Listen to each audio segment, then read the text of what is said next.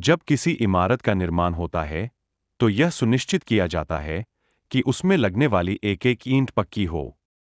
अगर उसके निर्माण में कच्ची ईंटों का इस्तेमाल होगा तो वह इमारत कभी भी गिर सकती है। इसी प्रकार समाज को श्रेष्ठ बनाने के लिए उसकी एक एक इकाई अर्थात मनुष्य को श्रेष्ठ बनाना होगा। तभी एक सुंदर व श्रेष्ठ समाज का निर्माण संभव है।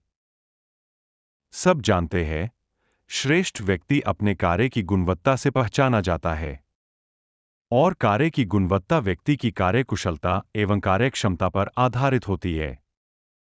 आवश्यकता है कि कार्य में गुणवत्ता लाने के लिए कार्यकर्ताओं में सुषुप्त आंतरिक गुणों को उजागर कर उन्हें कुशल व क्रियाशील बनाया जाए।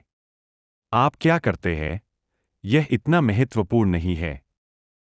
महत्वपूर्ण है कि आप जो भी करते हैं उसे कैसे करते हैं।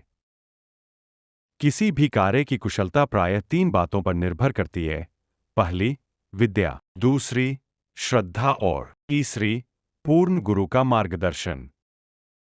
अब हम इन तीनों पहलुओं पर विचार करते हैं। इनमें सर्वप्रथम है विद्या।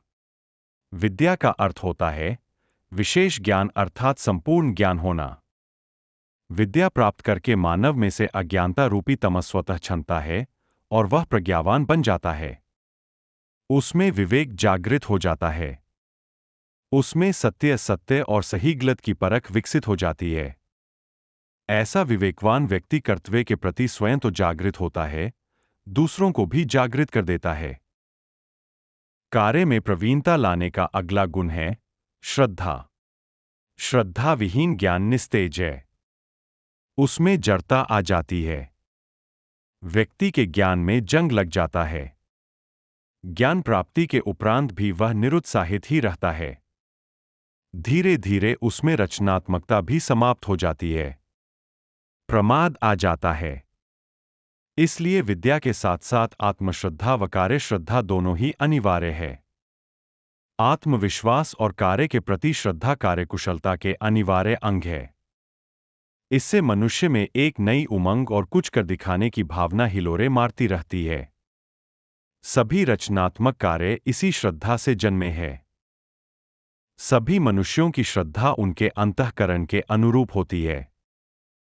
इसलिए जो पुरुष जैसी श्रद्धा वाला है वह स्वयं भी वैसा ही है और फिर उसकी कार्यक्षमता व कार्यकुशलता भी वैसी ही हो जाती है। कार्य में श्रेष्ठता का तीसरा महत्वपूर्ण सोपान है उपनिषद। पूर्व काल में जिज्ञासु शिष्य ज्ञान की प्राप्ति हेतु अपने गुरु के श्री चरणों में बैठा करते थे। गुरु ज्ञान की खान है। गुरु सर्वज्ञ है। जब एक शिष्य अपने गुरु के दिखाए मार्ग पर पूर्ण निष्ठा से चलता है तो उसका प्रत्येक कर्म अपनी पराकाष्ठा को प्राप्त होता है।